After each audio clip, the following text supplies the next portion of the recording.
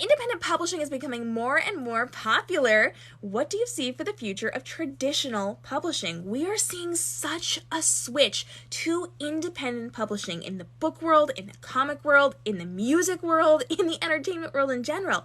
We're seeing the ability for creators to now fund their own projects and not have to rely on traditional ways of doing this, especially in things like the music community. They're using things like NFTs to fund their own CDs, to fund their own music, so they don't have to rely on those big companies to pay for the production of their music, which means it's more accessible to people, and the people that are helping to fund it through those NFTs now have partial ownership and get residuals for some of that content that they're creating. So there's some really interesting things going on in the entertainment space right now. And when it comes specifically to the book world of publishing, we've already seen one of the big 5 companies close and get absorbed into one of the others. So now we're down.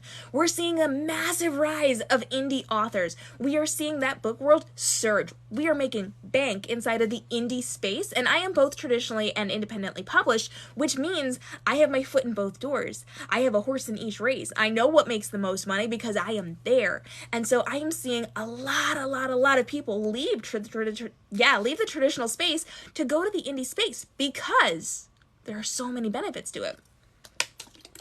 We know inside of the indie world, whether it is music or movies or TV or comics or books or whatever, we as in the indie space get to make our own decisions, keep all of our own rights, and keep all of our own royalties, unless we are doing something like bankrolling what we're creating by doing something like an NFT or some type of fundraiser where people are partial owners of what's going on now.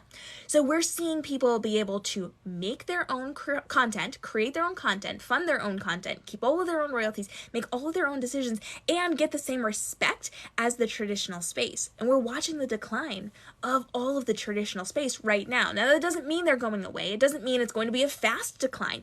It does mean that things are changing, and they are rapidly trying to keep up because it is such a fast-paced world at this point. The walls are down, the barriers are down, and people have the ability and the accessibility to make money in these industries without needing someone to dictate what they are doing as the gods high on the mountain. We have the ability to do all of these things for ourselves now in a way that's going to be more profitable for us and in a way where we get to dictate how things work. So we are seeing a lot of people sway away from traditional publishing in all forms and in all industries in favor of going to the indie space because it's more profitable, because it has more freedom, and because there aren't any barriers anymore. It's a really interesting and innovative time to be a part of any of these industries, and we continue to see it shift more and more toward the indie space. It's not going away yet, but in the future, it is going to be a struggle to be a part of the traditional space because the traditional space does not innovate the way the indie space does. They're starting to see things, but they're still a few years behind where the indie space is in all of these industries. And it's very interesting to see the trajectory of it, especially because I do work in the Web3 space. I do work in the future. Everything you guys are doing now, I did several years ago, and I'm the one who dictated how these things are working for you now.